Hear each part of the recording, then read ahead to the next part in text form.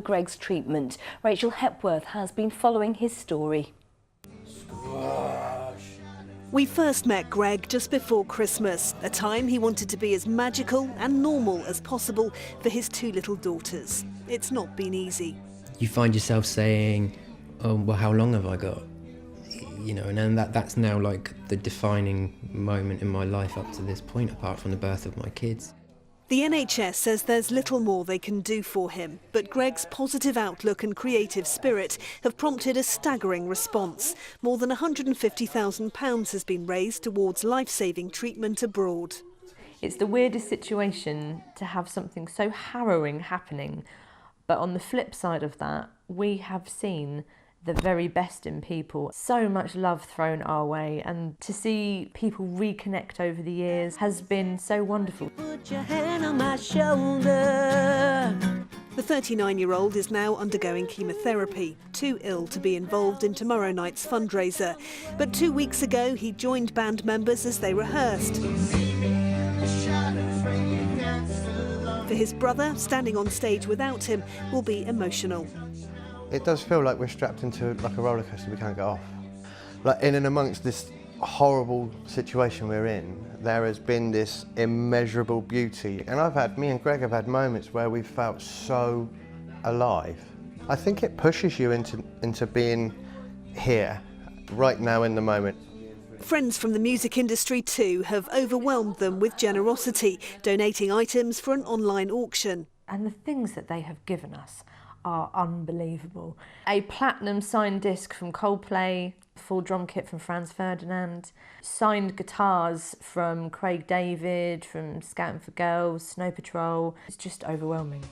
And equally overwhelming is Greg's urge to continue creating. A hugely talented artist, he and his family are determined to make the most of every moment. In terms of the future, we're going to start writing and recording again when he's, you know, well enough and strong enough to go and do it. It's just something that we need to do. Rachel Hepworth, ITV News in Southampton. All the best to Greg, and you can find out more about Greg's appeal by going to our website, itv.com/Meridian. The train drivers' union ASLEF has rejected a deal aimed at resolving the long-running dispute over driver-only trains on Southern Rail. It was thought that the majority of members would agree to the deal, but in a shock move, drivers decided by 54 to 46% not to accept the recommendation. It's only the second time in ASLEF's history that drivers have gone against their union's recommendation. Our transport correspondent Mike Pearce sent this from East Grinstead Station. Well, this is the news clearly passengers didn't want to hear. The deal was that drivers would close the train doors, but on some circumstances that they could operate the train by themselves without that second member of staff. And of course, that's what this dispute is all about. The union executive recommended, but of course today what the drivers have said is no, we don't want that. We don't want to close those doors, and we want a second member of staff. That's what the RMT union, of course, has said it wants as well. They've called a strike on that issue for next Wednesday. Reaction now from the leader of the RMT and Caroline Lucas, the Brighton MP. I'm not surprised at all that they've decided to reject the offer, because it didn't resolve the issues at the core of the dispute, which was about safety on the trains. What we need now is for all parties to get round the table, that's all parties, and see if we can come to a resolution to this dispute. I've been arguing for a very long time that the government needs to step in, take the line back into public hands. We've known that when, for example, that happened with East Coast Main Line, it led to more punctuality, better passenger satisfaction. I think Southern GTR have proved that they are not capable of running this line properly, and for that reason it should come back into public ownership. Well, of course, everyone is tonight saying there now has to be more talks between all sides, Department for Transport, Southern and ASLEF and the RMT. Everybody's saying everybody's got to get back round the table. The reality is there could be more strikes. Of course, RMT next week. ASLEF may now go back to its industrial action. For passengers, the news couldn't be worse. Very disappointing. I don't really think the guards have got a very strong case, and I don't think the whole thing's been handled very well. I think the trains should have guards on it. I don't think they should be rejecting the employment on the trains. So if they've got to fight for that, they've got to fight for it. It should be on, because I think we should have a guard on the trains. I don't think it's safe without one. Or whatever they need to do it quickly. it's unfair. People got to go home, go to work, pick up their kids. So the hope is that there will now be peace talks, but for passengers who put up with 10 months of this, it really is bad news tonight. Mike Pearce, ITV News, East Grinstead. In other news, 4 people have been arrested after a woman believed to be homeless was attacked in Worthing. Police were called to an area outside the Gilbourne Centre just before 7 o'clock last night. A woman was found to have an injury to her hand, believed to be caused by a razor blade. 4 people are being questioned by police. Police are stepping up patrols across neighbourhoods in Southampton after reports of children being approached while walking to and from school. The first incident happened on Monday afternoon as 2 girls aged 11 and 12 were walking home via Daisy Dip. They saw a suspicious-looking man with a push bike. A 10-year-old girl was approached by a man in a small blue van on Laburnham Road on her way to Bassett Green School yesterday morning. The man is described as white, in his 30s, with brown hair and brown eyes. Every year, hundreds of police officers in our region are assaulted while on duty. Some suffer serious injuries, others are left with mental scars. Figures show that in Hampshire in 2015 to 2016, there were 993 assaults on police officers while on duty. A fifth of those were verbal assaults. And in Sussex, there were 917 assaults on police officers. Well, now Sussex Police has launched a new plan to make sure staff who are victims of violence get the same help as members of the public. This from Malcolm Shaw. Get off him! Tell him to get off me! Get off him! I will hurt him in a minute. Get off him! A police officer lies pinned to the ground by an offender. His colleagues try to free him safely. It takes 4 of them to do it, the kind of violence which police fall victim to all too frequently. You're right, mate. It's almost 3 years since PC Georgie Edge was attacked while on duty, but it still preys on her mind even now. She tried to stop a fight outside a pub in Port Slade in the early hours of the morning. As I was separating 2 males, another male from the group came, punched me in the face and knocked me backwards. Then he got hold of me round the neck and was dragging me backwards and punching me as we were going. I was absolutely terrified and didn't think I wasn't strong enough to be able to get the male off of me. And I thought this could be my time's up. Officers accept they're on the front line protecting the public, but that doesn't mean being attacked is just part of the job. Now Sussex Police has launched a new drive to protect its officers more effectively. Those who are assaulted on duty will now be dealt with as would a member of the public. The crime investigated fully, the victim offered all the support they need. The mental injuries are the ones that affected me the most. I certainly had a lot of trouble sleeping at night. I started suffering with anxiety and feeling very panicked. Don't have this magic cloak that we put on that shields us from bruising and from hurting, and it is part of the job, but it shouldn't be accepted as part of the job. Many officers are now equipped with body-worn cameras. They may not always deter attackers, but they do provide evidence to help prosecute offenders. Malcolm Shaw, ITV News, Brighton. You are watching ITV News in the Meridian region. Thank you for choosing us. Coming up. What's your baby thinking? The Sussex study providing a unique insight into how tiny tots see the world. And for more on all of our stories, you can head to itv.com/Meridian. You can give us a call, or why not get in touch via Facebook or Twitter.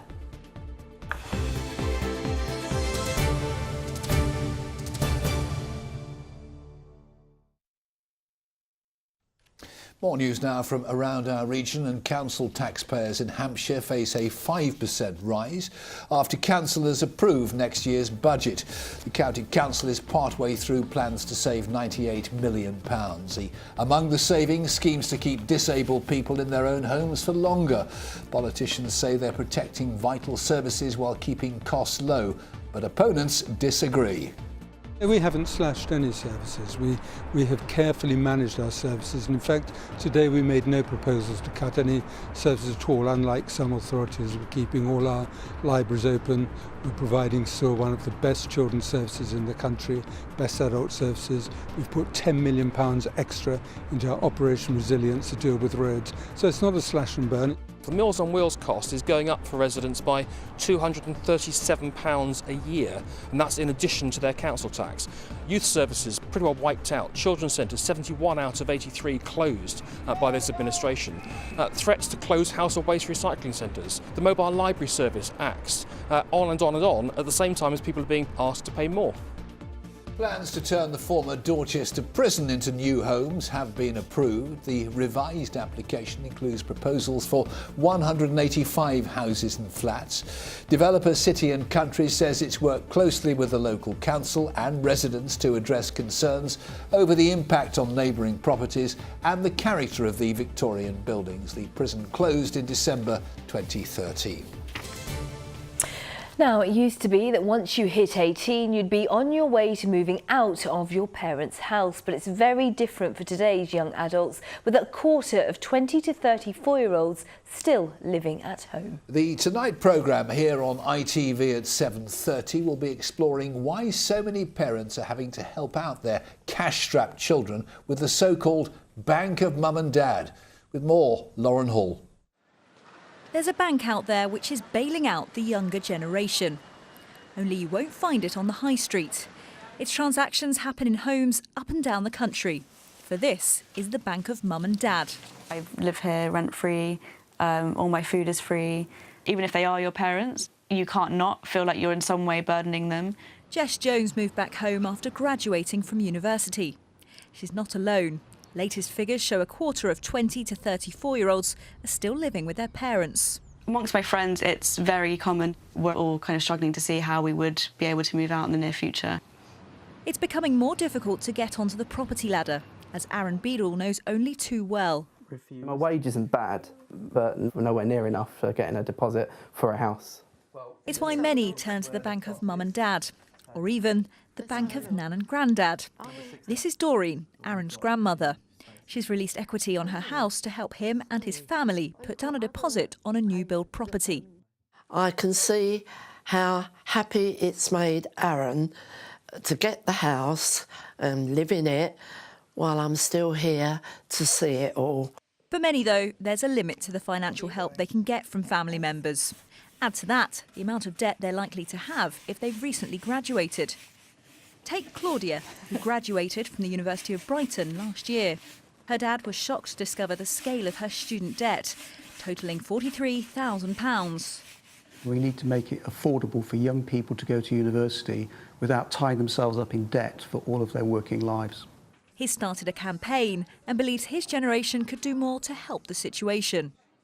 We do need to think about what we can give back. I get free prescriptions.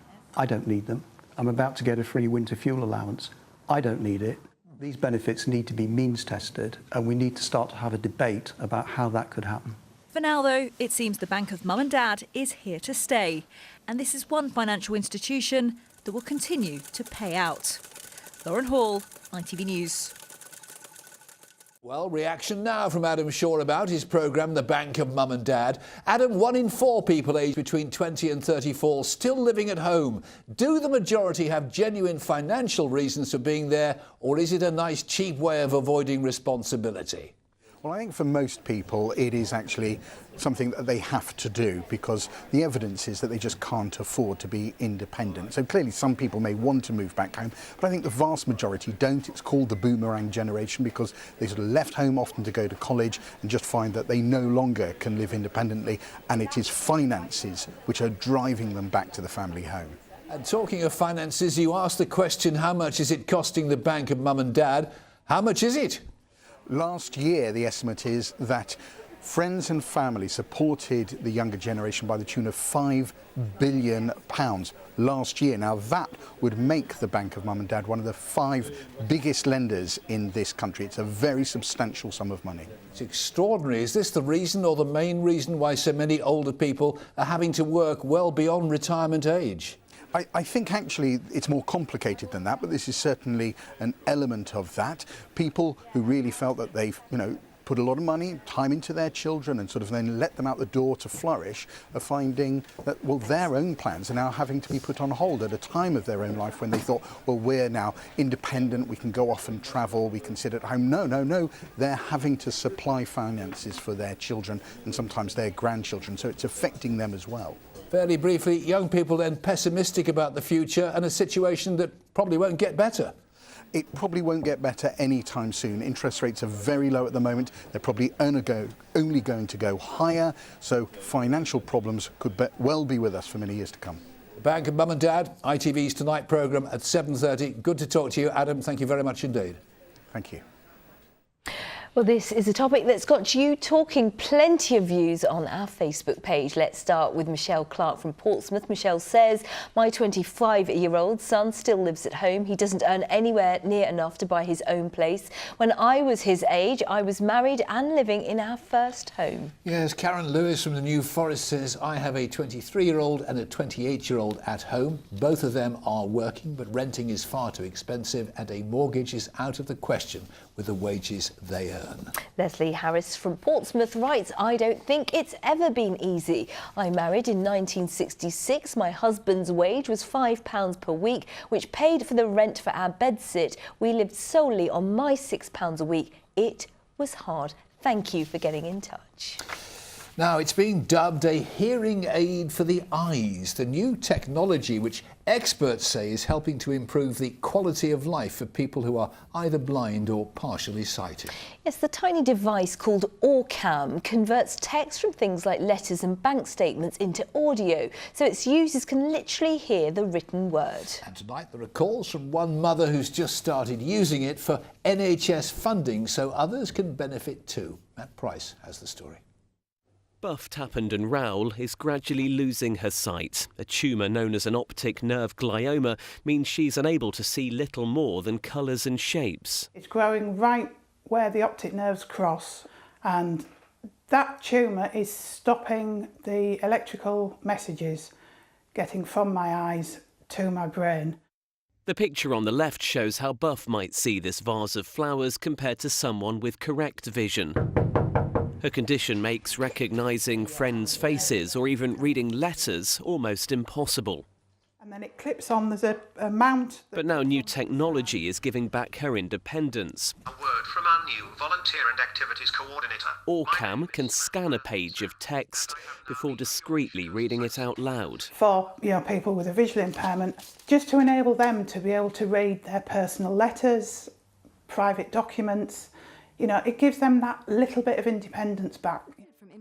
The camera, which attaches to a pair of glasses, is activated by a finger point. Those behind it say it could help the 2 million people in the UK with total or partial sight loss. It focuses currently on two major aspects. One is recognizing text, so the camera can read any text to you, and also recognizing faces. But one charity believes there is still more to do. People who can access the latest technology actually have the opportunity to make the most of the vision that they have. This is not a magic bullet solution for people, but what it is doing is it's opening up opportunities. Opportunities, but at what price? So I've just paused it. This kit costs around £2,500. Buff can't afford to buy her own. Instead, she borrows one from a local charity, but is now calling for NHS support for similar products. Even if it's part funding, it would be great. It would make a massive difference to a lot of people. We have approached NHS England for comment, but are still waiting for their response. The Department for Work and Pensions say, under their Access to Work programme, they would consider funding any aid or adaptation covering travel to work, support workers or specialist equipment on a case-by-case basis. So while nothing will give Buff her sight back, advances in technology are helping with the little things that many of us take for granted. Matt Price, ITV News. Now, every parent must wonder at some point, just what is my baby thinking? Well, an innovative research programme based in Brighton is attempting to answer that question, looking through the eyes of toddlers. But with more than 1,000 subjects already under the project's belt, it's now looking for new recruits, as Andy Dickinson will tell us.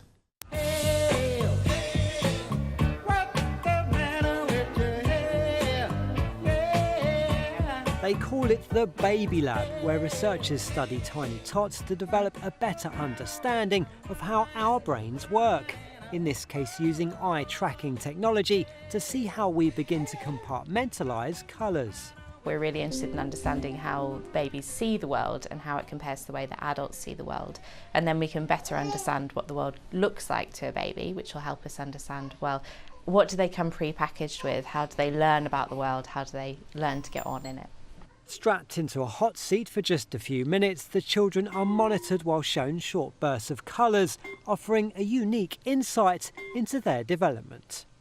These experiments have already been going on for 4 years and nearly 1,200 babies have taken part. But the lab needs even more for the next phase of its research, doesn't it, Will? Yes. Yeah, well, I think it's pretty exciting that if some research comes out of this that shows something new about baby development, that Will was part of that. Now he's kind of interacting with people and seeing the world more, and so I think it's a really interesting time for him. It's that curiosity, I think, isn't it, about working out how their minds are working and how they're developing and how you can help that.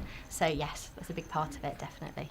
One of the studies that we've just finished running was looking at how babies make their colour groups, and we found that babies 4 months old make colour groups in very specific ways, which is really interesting. And so now we're following up on that research by trying to understand, well, if they make these groups, how well can they tell apart those colours within those groups, and how does it compare to how we see the world as adults? The new recruits begin the experiments at 4 to 6 months, also giving their parents a break from the norm and helping them understand their babies as they begin to understand the world around them. Andy Dickinson, ITV News, Brighton. Meanwhile, the South's first ever cat cafe opens its doors tomorrow. It's a concept that's popular in Far Eastern countries, the idea being that the stresses of urban life can be more easily forgotten if you spend some quality time in the company of cats. Martin Dowse joined some specially invited customers for a sneak peek before the grand opening to see what they and the 12 resident rescue cats would make of it.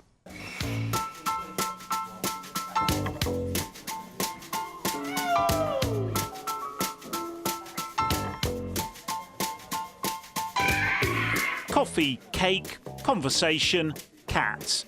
An intriguing combination which they say both feline and human can benefit from. The 12 rescue cats here at the Paws Cafe in Bournemouth have been specially selected to host their guests. They like people, they like other cats, they like being indoors, and most of all, they like playing.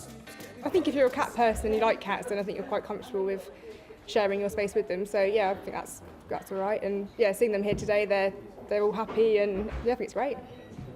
I think it's a brilliant concept for someone like me that hasn't got a cat, loves cats. I can come down here, be like at home, having my coffee and something to eat, and the cat's around me. Well, cats can be incredibly relaxing and therapeutic, and it's great for the cats, it's great for people, but the cats are our number one. They're all rescue cats, and we want to provide them with a perfect environment where they're spoilt rotten and they get as much attention as they want. The interior's been specially designed around the cats. Double front doors for safety, separate food and drink preparation areas for hygiene, and plenty of floor to play on. And a staff member whose job it is just to keep an eye on them. We've taken advice from animal behaviourists, from vets, from trained professionals, and we also have our own veterinary trained cat care specialists here on hand at all times. And we've designed the space with many of those considerations taken into account. And if they get fed up with the humans, they can always sneak off to their own space. So this is our private cat room, which is out of access for customers. Each cat's got their own individual bedroom as well, so they can get away from other cats if they want to. And they're activated by a microchip on the cat flap. So this is like the backstage area. Mm-hmm. And these are the stars' dressing rooms, sort of thing. I've never thought about it like that, but yeah. You have to book and pay a cover charge at the cafe. Effectively, you're renting time to share the company of the cats. That helps pay for their upkeep and things like vets bills. And they'll pay you back by hopefully helping you to forget that big, sometimes stressful human world out there. Martin Dowse, ITV News, Bournemouth. cool for cats, but what is happening weather-wise for us humans? I shall tell you in the forecast in a moment. But before that, whilst we're still relaxing and de-stressing thanks to the animal therapy, have some more for you, look. Good. Have a look at this. What could be nicer than a spring lamb? Getting a bit too into the spring thing, though, according to these pictures from David Hargrave in Durrington. And look at this one. Look. Could you do that pose? No. Probably not. Speaking of athletic prowess, Mike Nichols caught this bird feeder burglary in action. Agile thief there, looking good so far, but, you know, quite tricky. You got to watch your step. Oh, no, too late. And Betty Scott in Chatham, proof that if you're a fox, you can sit where you like in a car, or indeed on a car. And finally, who's the best at hide and seek? Would it be Steve's Muntjac deer in Thatcham, do you think? Brilliant. Or John Knight's lamb in Lower Houseford? Better. I can only imagine someone must have mentioned mint sauce. But, yeah, lovely pictures. Meridian weather at itv.com. We'd love to see some more. And thank you to our lovely viewers again. Indeed. Gives us a nice warm glow, doesn't it? It does. And that's what we need on a night like tonight. That's what we do need. Are you going to give us a nice warm glow, I wonder? What, in the weather forecast? Yes. I can give you a grey and grubby glow. Does that count? A grey and grubby glow from Simon Parkin. Thank you.